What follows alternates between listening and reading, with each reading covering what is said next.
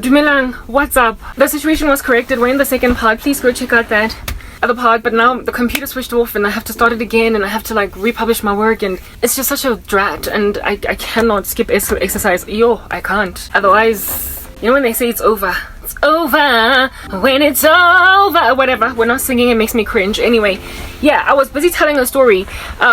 Please go check out the previous part to gauge your bearings because right now Twanzi Gibuweka speeds up Parafini just to basically get all this out because I've got to work out. Anyway, yeah, this chick suddenly got everything. Everybody, like I said in the previous part, every one of us from that space was leveling up. We were leveling up. Life was happening in different spheres of society for all of us respectively, and we all looked as if though we were basically looking forward to similar futures. Alright, let me just put that out there. That's something that you need to gauge. There wasn't even a single one of us out of crew ya rona kaofela from varsity, extended and immediate. And by extended I mean like there were those of us who used to hang out every single day on campus, and then others of us were not so frequent around one another. The immediate and the extended crew of friends. There was no one that looked as if Tomebazo Salim mover, guys. Not even a single person. No one. All of us had something going. All of us, you know, our degrees, we were working jobs, we were cool. Like literally every last one of us were looking very promising. Looking like we're gonna be Tony Childs, Joan, Lynn, and Maya in my girlfriends. Proper.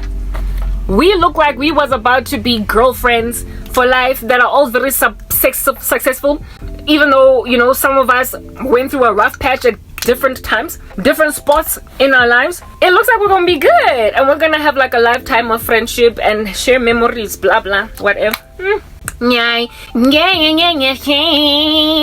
That's how that theme song from Girlfriends sounded at some point. Girlfriends, you think and think.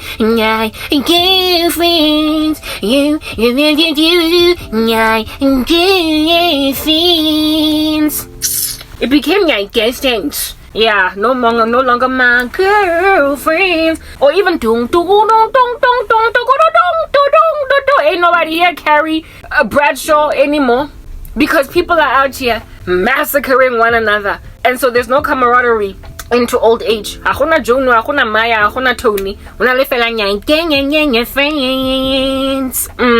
We looked like we were gonna be cool. Now, if we all looked like we were gonna be cool, this is what needs to happen from this point. Let life happen. We've all enjoyed milestones at this point. Angish, some of us went through a rough patch, but Kimura graduate. Oh, we came through a rough patch, but here it is, our graduating. If you're you want to go and gentrify it, so the unemployment rate of South Africa is not slapping anybody. Yeah, we are going to inevitably become something big. We are working nice professional jobs. Rajola, okay, nah, that one, yeah, not only. Who helped this chick springboard type thing. Mega, she was the most unstable in romance, right? The rest of us, Nagana lady boyfriend, I was dating that bagabuo nang tumpaga pegamina pela. My friend Nai Mega Jolane pegamina pela ya for many years. She was in that relationship for many years, and then this chick that got married Nai, of course the man was like, take me in your arms, I promise to be true. Abula oyster, but instead of it being a pearl, it was a whole diamond ring. Proposed marriage to her, and she was the one that was in and out of relationships. She didn't quite seem to stabilize in them. Yeah, but I mean, it happened to the best of us, the worst of us. The extended crew of friends, there were some there as well that were kind of not stable in romance, so it was nothing heavy. Goodness gracious, we were what, 25, 24? I mean, really, come on, there's many years left for us to finally get like right, you know what I mean, when it comes to romance. So there's no reason to go and get like all green, like fangs and stuff coming out, like steam that's like yellow and purple and gray, like popping out of your hair follicles. The way alone got thing. This chick gets proposed marriage to by a boyfriend yakona, alright? And I'm like, personally, like when I look at this, when I looked at her situation, I was like, Batung, that was the one that basically was the least likely to succeed out of all of us, just based on circumstances alone. Megatumpa life, but the amazing grace of Jesus Christ somewhere along the way. Yeah, see, is that this chick, it, helped her along. The common grace of God applies all over humanity to people, whether or not they worship him, they honor him, they acknowledge him as God. None of us at that stage acknowledged him as God, right? We were kind of pagan. No, not pagan. Pagan is like, witchcrafty. We were just irreligious. Anyway, whatever. Who beans and bananas? We all these like irreligious chicks, but the grace of God is obviously applying in our lives. Parents look like they're about to be proud in a minute now. Graduation parties are being attended, blah blah. This chick then rocks up on some, you're getting married, my girlfriend. That chick, the way she was the first to get married, she was more like Maya in Girlfriends, and her man was Darnell. That's what's good. First one to get married, like, out of all of us, you know what I mean? While the rest of us are busy pursuing careers and doing other strange stuff. Yeah, very well. I was happy. I was like, yo, this chick, thank God. A God that I didn't even know, but I was like, thank God that Upume out of that green. And now look at her, she's getting married. My goodness, whoa. Like, so many good things were happening for this chick. And I was like, oh, Heidi, when a person is going through a lot, and I spoke about that in the previous part, when a person is going through a lot in the beginning, and they are a burden, and it sucks to be around someone that's always crying. It sucks to be around somebody that's always in pain, that always has an issue. There's always something. So when finally izinto sezimhambela kahle, you also get relieved. Do you understand? Because now you don't have to think about them all the time, wonder what's gonna happen, and be concerned, and talk of pity, and it's just like, now everybody is cool. And now for me it was like, yes, like, she's out. It's official. She's out from the grain. Like, the thing that she was supposed to end up as, she escaped it. She was no longer a victim of her own circumstance. Uphumile lo muntu, akasabuyeli. Angiboni that thing happening. The probability of it is highly unlikely. Akazoqina as her brother. She's not going to end up like her brother. She's not going to end up like her mom. A woman really having a rough time taking care of children, and like literally living hand to mouth, unable even to save up an insurance policy for children when she dies. Yeah. A type establishment thing, like a single parent household where it is that one person is holding everything down and this person can't afford to die. There are families like those where it's thin ice for the children. If lo muntu ngamangashona, it's like the kids are scattered like sheep that have lost a shepherd. She came from that kind of family, and the shepherd got sick and could no longer take care of the sheep, and she got scattered but found her feet. She found her feet, and it was relieving. Do you understand? No more were we burdened for her. I remember one time we went after work, we gathered together just for a little bit of a break, like not a high tea, there was like a chill session, a hangout session after work. I remember I drove there from Varsity. I even have the one on the snap on Facebook of that particular day. And we were gathering together and just to hang out after work. Yeah. And we hung out in her apartment, which was at this chick's home where she stayed, the main house. I get it. And we were there just kind of chatting, and we were in her apartment. And when I saw her apartment, I was like, she's okay. She's living in a healthy home that's warm, it's lit, it's clean, she's got a bed, and she's working, and she is studying, and she's gonna get her degree. And I was so happy. I had braces in my teeth at the time. I took off my braces when I was exactly 25 years old. So I was about 24 at that time. 24. Ke smile. Ka di braces tsaka mo snapping on some guys smiling. I have a whole album of that particular day on Facebook.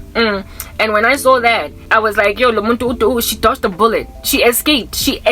And the thing that helped her escape that grain was that other friend. And the girl fella, we were so good. All of us were so peachy. We were literally like my girlfriends at the time. Now today it's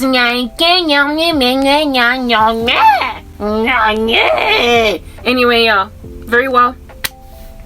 This chick, however, a couple of months from that date, she would meet a man. And the man would, a couple of months from that particular date of meeting them, propose marriage to her. And she would then also go and write it to get a degree, ultimately. She would then ultimately go and get a job that's better, like promotion out of a job that does not require you to have a degree or anything like that. Yeah, she got her life. So essentially, what grain it is that she was supposed to be in, she got out of it. And this chick that was altruistic, this chick that was philanthropic towards our lowly friend, was now no longer with a charity case on her hands. She was dealing with a person that sprung board to her socioeconomic level. This chick was from a wealthy family, but in and of herself, she was not wealthy. She was trying to get wealth for herself. The money was her parents, if you know what I mean. So now we were all on the same level. And that's when now things started to fly off the shelves for this chick. So the thing that she slapped me with, where it is that I lost everything. I had come from some kind of a feasible, more or less okay, middle class family, where as much. She did not see it fit to award me philanthropic humanitarian assistance. She did not give me humanitarian aid when I was going through a lot, and I needed it. I needed humanitarian aid just like our friend, but she was not ride or die to me. I thought that maybe it's because we were not that close, but nah, dog, we all met at the same time, and we had similar closenesses to one another. We all met literally varsity. Before then, other than my best friend and I, we knew each other from high school, but all of us, me and my best friend and I, met both of them at Wits. Do you understand? So it's not like they had in a relationship to a point where this chick, I would get where this is coming from. And she wasn't also closest to this chick because of the fact that she was rather closest to my friend, my best friend from school, because they met first, if you know what I mean. They met first. So I can understand why I was not awarded humanitarian aid. why didn't I get humanitarian aid? Like, I needed it. I was a refugee too. I became a refugee somewhere along the way. I was displaced by war, man. Anyway, whatever. Oh, come on, man. My computer. I tlhaloganya why my life it's as baga hakana ho etsa anything e etsang sense mo bophelong, man. Anyway, whatever. Ke ha o ka dira a better thing. Yeah, no, humanitarian aid type like setup thing, circumstance issue once, okay? Ke ha ke shebile situation e ke re mara mona ho bodile ho kana ho tlile jwang ho bodile ha kana mona ha ke rate. Anyway, whatever. This chick, after she leveled up, she gained her socio-economic girth. She now was like one of us. She was like the rest of us. Ingati agakhulanga kabuhlungu. Ingati she didn't have that situation at home. It was like nothing happened, and she was now leveled up, if you know what I mean. The other chick leveled up, and when she got proposed marriage to, yeah,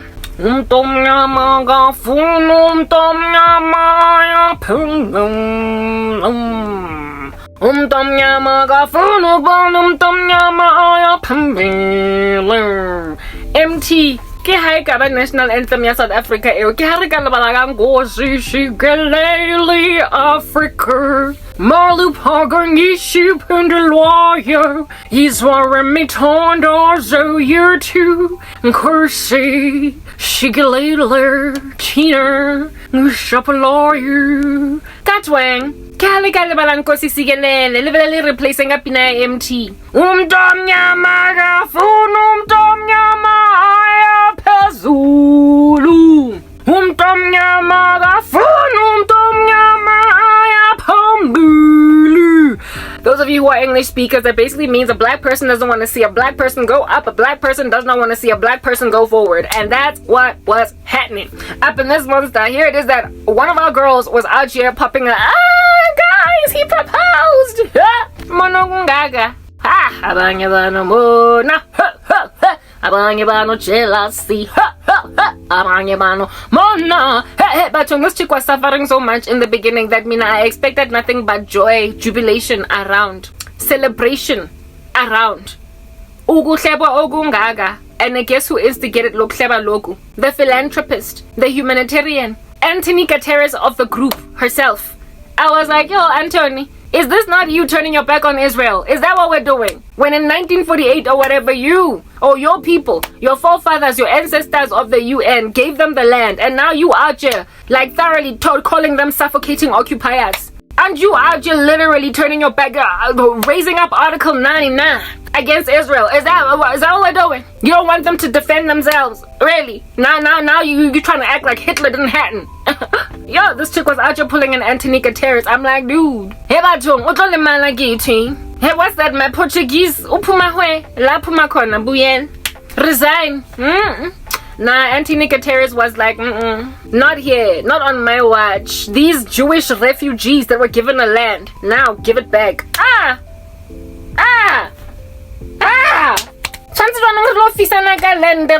acknowledge Palestine even though it's never existed in ancient Philistia.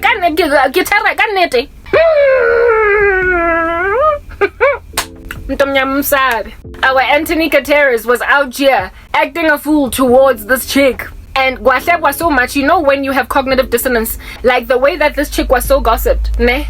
In the crew, I was confused. Confused. I didn't understand. Uguti Granshap, what's happening? What's happening? Do you know how this refugee chick, because she was like a refugee with humanitarian aid, refugee turned independent citizen of a country, all reformed, and now she's in a position to give, having had somebody aid her along so that she could make an independent life for herself. The refugee, out of all of us, ne? She suddenly, because I was like doing my own thing, flying around, and you know when you get out of university, you no longer spend every day together, so sometimes weeks can progress, osababone. And that's what had happened, and I was not always on the phone with this girl learning of what's going on in her life. I would find out that she's engaged and I'd be like, oh, congratulations, send an email, call, congratulations and all that, but we never spent like hours on the phone. Just basically, I was not keeping tabs on her life. I was not privy to her day-to-day life the way that Anthony Guterres was privy to her day-to-day life, because Anthony Guterres was living on the same property with her. Do you understand? Yeah.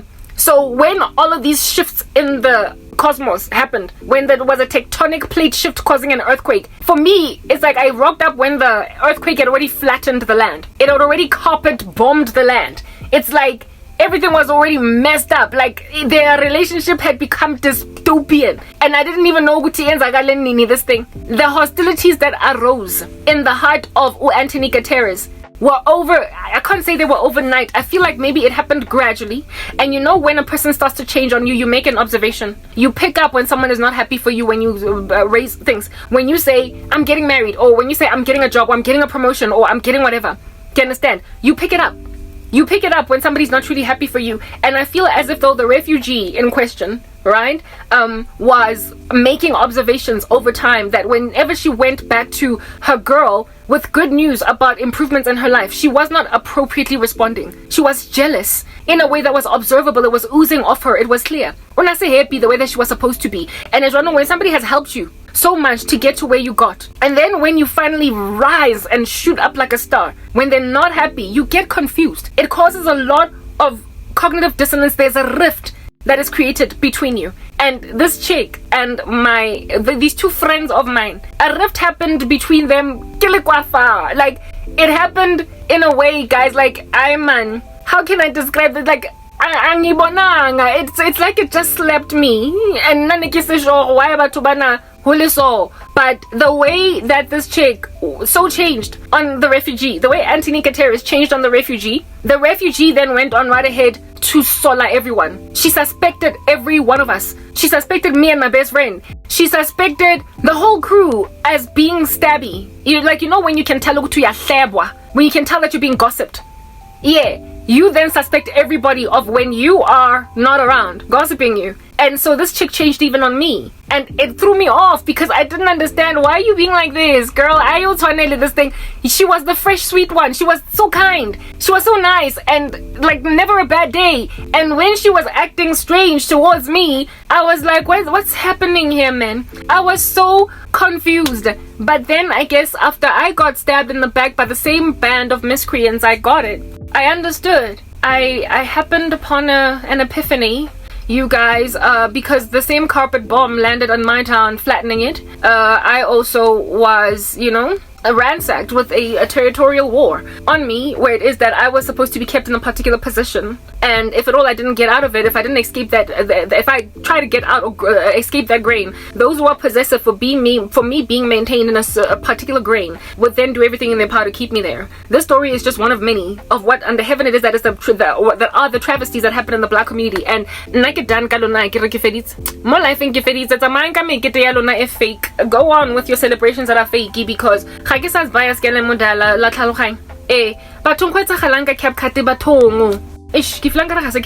this point the game internet everything else. Hi man, in strength I'm funny ruler. Why isn't anyway, yeah, so that's what was going on. Lapaya nane mina I did not see it coming. Angibonanga batong. Jwanong ke mo carpet bombing we are bomb all up in my grill. Ke di like a speech leg. Anyway, yeah, seriously I did not see it coming. I feel as if though this chick gradually observed a change of attitude in who do you call this thing? In the other chiquita, right? She gradually observed a change of attitude, however absent of our recognition of it. And I only basically learned what was actually happening here after the wedding. After lenyalo, guys, because I noticed lenyalo no tabwa. Anyway, this chick around the what do you call this? The bridal shower, so she got engaged to this guy. And I was like, "Ooh, this chick, she got out of a lot. I'm relieved that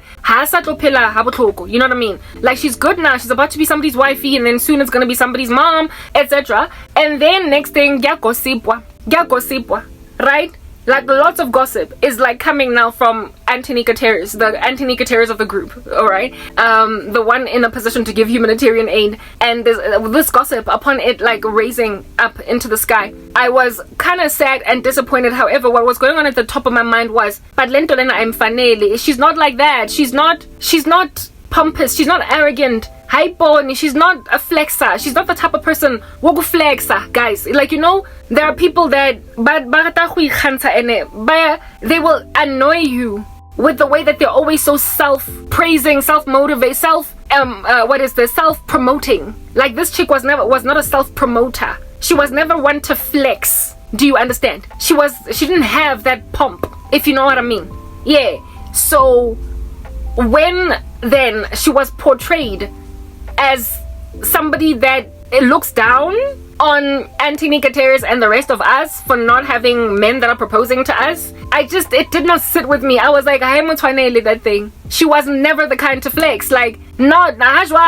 So I imagine that what probably happened there was that she rocked up one day all excited with good news, and then she was met with a very cold disposition, like, you know, like somebody that pours water on your joy, like literally somebody who steals your thunder. Like when you rock up with exciting news and somebody receives them with meh, yeah, on some that's nice, yeah. For instance, there's this one colleague, when I got promoted to project manager at MTN, finally, after striving for like 2 years, even though I was already a project manager in the job before then, so I don't even know why they wasted 2 years of my life. I tell this one colleague that I was striving to become a project manager during the time when I was striving to become one. I was always like talking about how it is that I'm so frustrated by the fact that I'm not getting the opportunity. And when I went to her, I remember it was the coffee shop. She was in the coffee shop. I was like, "Hey, guess what? I successfully interviewed for project management." And instead of being like, "Congratulations, you've been wanting that for so long," she was like, "You're gonna miss your old job. You're gonna miss being a program coordinator." And I looked at her on some, yeah, no, I won't. I won't. I've been trying to get out of this job, this dead end administration job for a minute, and now that I'm there, and you having been among the people that I was always complaining to about that other job and how I wanted to move forward, you ought to be jumping up and down with me. But because of jealousy, her response was a backhanded compliment, and also trying to make me feel as if though it's really not that much that you're here, because you're about to have a hard time as a project manager, because gushubile in this particular arena. She herself was a PM, so I basically leveled up to where she was at, and she was like basically trying to tell me that I want to be here where I'm at. You're gonna miss being an administrator. What the heck? Like, it's not like being pregnant with your first child and somebody telling you you're gonna miss your like single days, your free days, when it is before you had a baby, because now that you're about to become a mom, you're gonna have sleepless nights, so you're really gonna miss your days as a non-mom. I can understand somebody saying that when you come to them with news of your pregnancy, but when you come to them with news of your promotion and they say you're gonna miss your deadbeat old job, that's just jealousy, like all up in your grill. And I was like, yo, there are people who are going to throw water on your fire when you try to tell them about your good news. And I feel as if though what happened was exactly that. Immediately after this guy proposed marriage to this girl, she was likely the first person to hear, and she rocked up with this excitement, and she was likely met with, "Oh, nice, congratulations." And I mean, you can pick up a vibe when it's coming at you. And then likely also a change of behavior afterwards. A change of behavior. The change of behavior of which then caused this chick to seek out friends that were truly happy for her, because around the time of her bridal shower, she was being gossiped a lot by my friend Anthony Gutierrez. And the things that were being gossiped, it's like the rest of us were just listening to her gossip this other girl. And there was, there was no reciprocity of gossip at all, guys, coming from us. Like, it's like me and my best friend were equally like, oh really, like we both were like, I didn't see that one coming. Like, she gossiped her so badly that because we trusted her and she was bigger than that, and given that she had the status of Anthony Gutierrez in this girl's life who was a refugee somewhat, and given that she had that history, we did not think she had anything wrong to say about her, right? That she could never ever ill wish her. So for those reasons, we gave her the benefit of the doubt and ended up imagining that our friend, the refugee, was a changed woman now that she was getting her own in life. We ended up believing that we ended up believing that she was changing. And so we gave, like I said, we gave Anthony Gutierrez the benefit of the doubt. We gave the UN the benefit of the doubt and actually ran with what the UN was saying because of an observation that we made. And what was the observation that we made? This chick that was our friend from varsity, essentially ride or die with us, decided to give friends that she met at work. Like, she met friends komsebetzing. Do you understand? She met friends at work, and these girls that she met at work years after knowing us, she made them bridesmaids, maidens of honor. She gave them positions of authority. She made them organize her bridal shower, and we were just invited. Like, she made us number 2 when we were there first. And that, for me, it kind of stung, because I was like, yo girl, but we've been here all along, you know? And I didn't understand why she was treating us like that. And so that's what made me believe Anthony Gutierrez claims on the rooftops.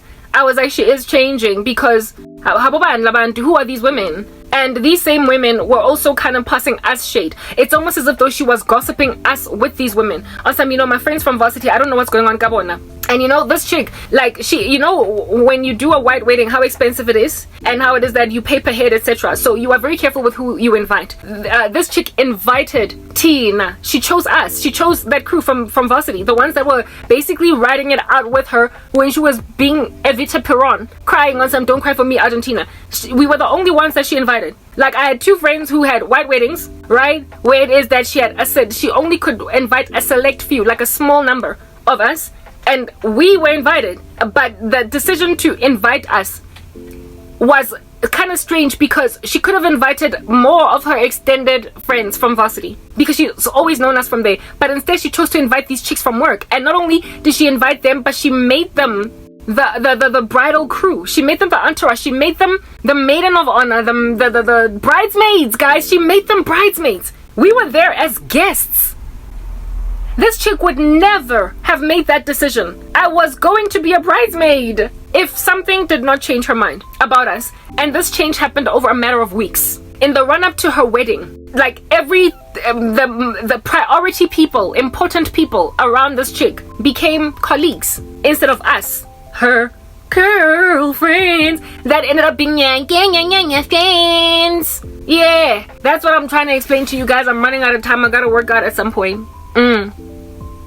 So y'all need to gauge thoroughly in all of your bones just what it is that black people do to each other, and how it is that they convert people into monsters, and how it is that this thing is unsustainable. And given that you insist on sticking to your grain, God is going to rapture the church, y'all, to spare black people that want better from ending up so monstrous, because it's apparently a typical thing for a black woman to end up an angry black woman. It is apparently a typical thing for a black man to end up so misogynistic that ain't no woman can survive in his grill. It is apparently a thing. Like, people who want to do a better thing, you change them, you flip them. You make the black community insufferable, intolerable. Ultimately, in the long run, you make us unable to be embraced fully by other people out there, even though they try. And that's why I can make it. But how can I be done with you when I am black? Out there in the world, just by mere virtue of having my skin color, because of how defeatist my people are. Like, as in, La Bulayan, you are murderous. This chick ended up having different friends at her wedding. Like, the ones that are in the room where she is changing with her. Tina, we were guests. There's this chick at MTN that was working in marketing, and I didn't even know her. She was always at a distance, they're far away. I recognized her at that wedding. I was like, how in the world did I some chick we didn't go to school with her, nothing. Did not go to school together. This chick, I was not close enough with my friend to know that she knows this chick from my work. I was like, oh hi, there's a colleague. How in the world? Like, weddings, it was one of those price per head weddings where it's not just anybody that goes there, and I was there at that wedding with some colleague that I didn't even know. We were connected to each other by that one unique person. Yeah, okay, that happened. I don't know how in the world I got iced out from Linyalola, one of my closest friends, because disaster happened. Kisaboni. And the disaster was caused by one person. The disaster happened Kisaboni, and that disaster was caused by a single person. Okay? And when that happened, I was like, okay, like, hey Batum, my computer, God, can it be so slow? Can it be so slow? Disaster happened. What in the world? Like, what in the world have I done to deserve this? That's like it. And in Najwanung, I'm working with time. Okay? Disaster happened in that one ecosystem, and it caused so much tension that I did not even know who I was blanket painted with a brush of betrayal and a brush of backstabbing and a brush of gossip monger that I had not participated in. I just remember receiving loss of attitude from someone that never ever rolled like that, never ever went out like that. It was against her character, and I didn't understand why. All I knew is that she was severely gossiped in the run-up to her wedding, and then I made an observation of her making new friends that she made bridesmaids and not us. And on her wedding, there was the bridal shower. She was awkward and she was unhappy and she couldn't look at any of us in the eye. It's like when you suspect people, mausola abantu, for doing stuff to you. That's how this chick was acting around us. She treated us with a gravity of suspicion. Like, she wasn't sure who was betraying her, but she knew that we hung out with each other. And so because we hung out with each other, it then, according to her, was highly likely that we were betrayers of her. It was very highly likely that all of us gossiped her. And I will not lie, I was privy to gossip conversations, but from a receiving end, in the sense that I was listening to stories about her being this, she's changing now that she's getting married. Zika, these other chicks from the office, and she is no longer hanging out with us, and I don't know what's changed in her. She no longer wants to be with us, but why was she suddenly changed like that? All I could think about later on, however, when I was doing introspection, was that she was met with so much attitude when she was happy with good news, realized there was hostility, understood that she's being gossiped, and people just changed on her. And so because of that, she then was like, I know, now I'm gonna go where it is that I'm wanted. I am going to love bridesmaids that love me. I'm going to ask people from my work who are truly happy for me, friends, colleagues that I have that have become friends. I'm gonna run with them instead. She took her OG friends, wabalahlela etafuleni at her wedding, right? Yeah, threw her OG friends and some table at a wedding with cute little name tags, and made other people sit with her at reception on the left and on the right as bridesmaids. Yeah, other people went for fittings, and I was like, oh wow. Okay. Anyway, at the photo taking session of the wedding, that's when I went to her, right? I saw her taking photos and I was smiling and I wanted to go and talk to her. And she kept angzeba. She wouldn't even look at me. She was like not even trying to look at us, any of us.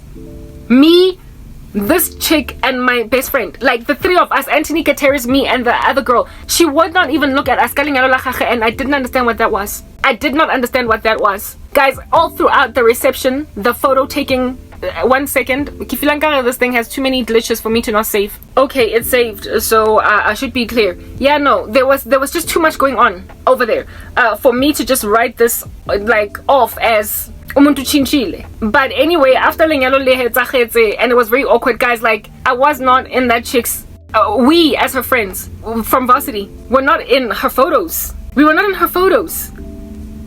Like, what in the world? And after Lenyalo Letzakhala, we did not even get an email, thank you for coming, and the relationship kind of ended. Like, what closeness we had with her from that date ended, she was no longer around. She completely moved town on us, in that she was no longer hanging with us. When she moved out and in with her husband, that was the end of our relationship. I don't remember ever hanging out with that chick over lunch. I don't remember ever again, after she got married, hanging out with my girl. It's like we lost her when she got married.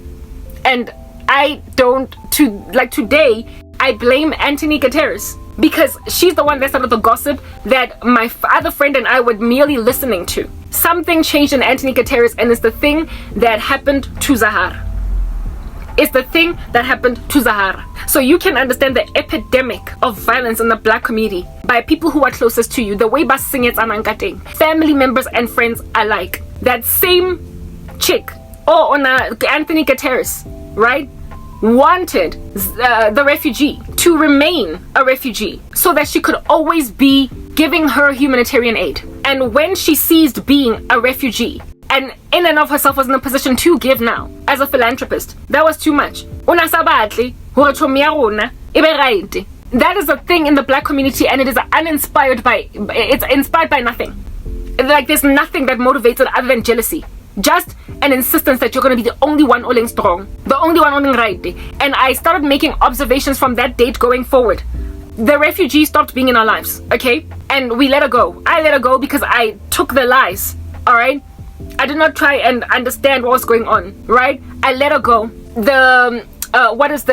Anthony Gutierrez then continued being Anthony Gutierrez. Everywhere where there was a girl in need, where there was a lowly girl in need, she liked to rescue. She should have just become an adopter of rescue animals, guys, because she literally made rescue animals out of human beings, and she wanted to keep them as pets. She wanted to keep them as pets instead of let them thrive and be by themselves. I made an observation that this girl had an obsession with rescuing her friends. She had an obsession with being a leader in that way, like kind of philanthropic, kind of altruistic. She wanted to be the chick that gives charitable donations to her girls. So, insofar as they were lowly, but the moment they leveled up and they did a better thing, she would start gossiping them. Every last one of us that got married from that date, she gossiped them. Everyone, without a fail. And it was when then she was gossiping everybody else that would get married from that date that I then realized, this chick has a problem. Another one got married after that, shortly after the first one that got married. And she was gossiped from the moment that the man proposed marriage to her. She was accused of being arrogant and pompous and thinking that we all stank now. She was also very awkward at her own bridal shower. And she was also, the Anthony Gutierrez, she was invited to Lenyalo La Dengue, but we were not invited because it was, again, price per head. And she was, remember I told you there was the immediate friendship and there was the extended one. Well, she was part of the extended and I wasn't that close to her. So when I didn't get invited to her wedding, the white wedding, I got it. I mean, it's like, goodness, you can't invite all of us, 100 for crying out loud. You would break bank. So when she did not invite us to a white wedding, I was cool. Like I said, I wasn't that close to her. It did not groove a dent in my ego, nothing, because I got it. I understood. I was not that close. Yeah, she invited two of her best friends from high school, and I was cool because we were not in the same high school. And I also met her through another chick. So yeah, I was not all raw, but she was invited. She was invited. Anthony Gutierrez was invited. So Anthony Gutierrez was regarded a close friend by a lot of us. And she betrayed, well, me too. I would say all of us, but I don't know if she's done it to all of us, but she definitely did it to a lot of us. And that whole stunt work of Anthony Gutierrez, guys, is a grain in the black community. I'm using Anthony as an example because she is the one that stands out when it comes to Manyalo, because I'm trying to explain Lifu La Zahara, the musician in this country that has passed away. Mara, she is not the worst one out of them all. Anthony Gutierrez is just a pin drop in the ocean. Literally, all of my friends from high school, including the same best friend that Anthony was gossiping the other girls with, all of them put witchcraft on me. High school bewitched me. The biggest betrayal of my life is by far my cousin, followed closely by my sister, and then my mom, and then my whole crew of friends from high school. and then some other random like charlatans out here scattered in these streets that were also friends, and then colleagues, and then complete strangers. My ex-boyfriend probably comes after my sister. Yeah, I left him out. Yeah, that's what's good. Yeah, I've been betrayed by black people in the worst way. So I'm not saying that Antonica Terrace was the Cruella de Vil of the crew. I'm just using her example because hers is the closest one in potency to describe what under heaven happened with Zahara. Do you understand? Yeah, where it is that you will so envy the romantic or the happiness of a friend that you will literally sabotage a really excellent event to a point of causing tragedy rather than celebration shortly afterwards. That's the kind of stuff that's happening in the black community. Do you understand what I'm saying? And thanks to Antonica Terrace and what she did to the refugee. The refugee, remember I told you, hurt people hurt people. The refugee went on right ahead and blanket painted all of us as menaces to society, and then went on right ahead and cast some spells on all of us. I'm one of her victims. I am one of the victims of the refugee. The refugee was converted to sorcery. I'm not going to say by Antonica Terrace, but she has such a big bone to pick with us that she certainly cast spells on me. And I believe that spell that she cast was to get at all of us for breaking her heart. Whereas I, by collateral damage, received that sorcery because I was confused when she changed on us. I was confused when she got new bridesmaids. I was confused with the attitude at the wedding. I was confused with the gossip and the things that were coming from the mouth of Antonica Terrace. Everything was confusing me. Everything confused me. I was literally just shocked as to the change of climate in the refugee. And in her, the refugee turned independent soul. And in this refugee changing on me, I accepted everything because I stood back and I was like, according to Anthony, this chick has changed. So I let her go to fly like a bird, but she did not let me go to fly like a bird. She made a decision that she's going to also trap me. I've gotten so many dreams of this chick standing in between me and my husband. The spells that this chick cast, the refugee, were to thwart romance in particular. I don't think she came at my career per se. And so she's one of the perpetrators of my marriage prospects. I have had what do you call this? Hey man, ke fra yazwa ka ntho etsahalang ka computer ka I get tlhalohanye, like I don't understand, like I'm just so frustrated. I am not doing very well with my frustration at this point. I don't even understand why things are happening like this, but no, it's not anyway. Like this thing just needs to progress. Like do what you need to do. Why is it doing this? Because now when my computer is giving me such grief, what am I gonna use to work out? Anyway, whatever. Look, I also need to get working out really quickly right now because I'm running clearly out of time. I seriously don't know what's happening here. Okay, I'll fix it. Maybe it was the fact that whatever guys, you know what, I need to talk. I also need to work out. I need to get stuff out the way. But at this point, like just looking at my computer is really frustrating me. But moving on. The thing is with Antonica Terrace, like caused this other chick to become a little menace, and she was so embittered. I don't even know why she was that embittered. Goodness, like really, if you feel as if though your girls betrayed you, move on with other women. Lawyer, the whole of the black community. But witchcraft begets witchcraft. I can't say that enough. When you get stabbed in the back and betrayed by people that you trusted, you end up so the thing that I was talking about is that earlier, that if the Lord did not cut these days short, no flesh would be saved. If the Lord did not cut the insanity of black people in half, no black people would be saved. None of us would be okay. Because if Antonica Terrace's sorcery led to the refugee also becoming a little witch, Gushguti, how many little progenies of witches are being produced by bad betrayal in the black community? The way that you stab each other in the back, goddamn. How many of you out there in these streets, let's just keep it basic and honest, how many of you then turned to sorcery to handle those who hurt you? How many of you turned to ditlhare to handle batho balile maditseng? How many? How many of you turned to sorcery just to get a job? When people passed you shade and gave you grief, when people afflicted you embarrassingly, how many of you made a decision? I don't know. All I know is that it's likely a number that is too grand to take in one stride. It leaves a lot to be desired, but it is nonetheless there. Okay? Now, Antonica Terrace is not the only story out here. There's also a guy at MTN. Remember I told you guys that I got promoted to being a project manager. In order for me to ultimately get promoted to PM, I had to shadow a project manager. And there was a guy who took me under his wing. He started working for MTN. There, trying to get mentored by multiple PMs who were passing me shade. And when he came, he was like, I'll take you, I'll teach you. He was working for build projects and he trained me. He did he bent over backwards. And never mind training me, but he also, what do you call this? You know when you come up with a whole plan, itinerary, to a point where you even involve bosses so that whatever progress I'm making, the bosses would be aware of it. Yeah, he took it so very seriously. And I got put on that whole journey with him, legally signed contractually as negotiated by him with my boss, to a point where I could even go with him to meetings that were off-site, etc. This guy spent something like a year doing that with me. Because I told you that I was busy dilly-dallying, dancing around as a program coordinator for 2 years, when really it was like I felt like they were wasting my time. And the first year, and it was in the second year when this guy started working for MTN that he took me under his wing. And for a whole year I was under him, and because of the work that I was doing under him, I ended up then ultimately I did get the promotion and I got recognized, and he was the one to sort of kind of give the data and everything, push it forward in order that I might be proliferated in this particular regard. This guy, as soon as I got promoted to project manager, Wangi I became a PM, and then very quickly I grew like fast, and I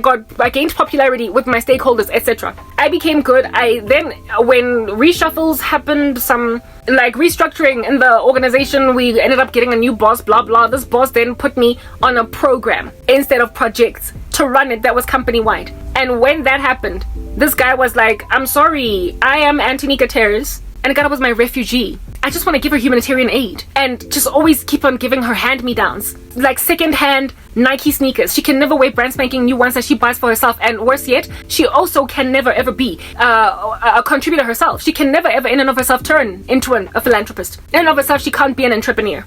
In and of herself, she cannot be a giver. In and of herself, she can't be generous. In and of herself, she cannot be this and that. So he got upset and annoyed at my independence, my growth, my flight, and from where it is that he imagines he left off, he could not take in his stride that I then would also start doing my own thing from where he left off. Like, I could not grow beyond what he was at. I was always supposed to be beneath him. That's black people for you. And so when I flew and I soared, that's when this guy started to invest in a whole bunch of witchcraft on me. He contributed to the loss of my entire career.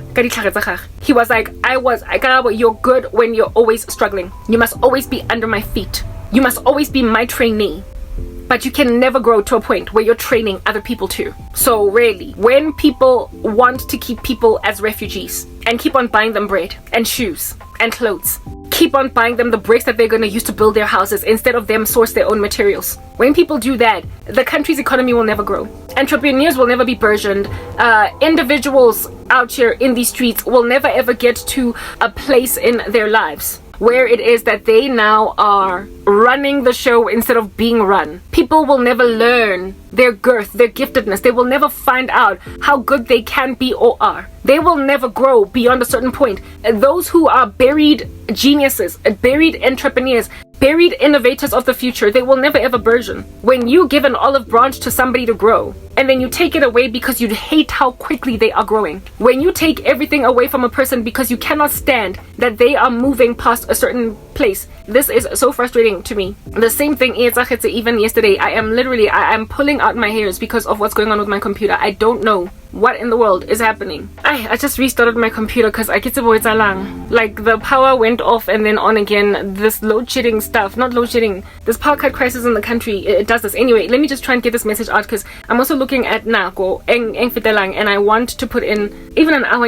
of exercise so that I can feel better. But when my computer is doing nothing, like when my editor, anyway, whatever, every time I come here and I complain about my issues, people get happy, they get excited, and they go back to the drawing board. But anyway, whatever. Hopefully, because of restarting my computer, this issue will be eradicated. All right, because I couldn't even understand why in the world it was even raising up, rearing its ugly head at this point. Anyway, yeah, these people, like black people, that's what they do. Like, they refuse to let people grow. They are happy to help people get to a certain point, but as soon as these people get on a trampoline and they hop upwards, when these people get on a trampoline and they skyrocket, that's when they just are like, I'm sorry, no, not on my watch. Like, who the hell do you think you are? Who the hell do you think you are to say that a person is not going to get to where they need to get on your watch? Who exactly are you?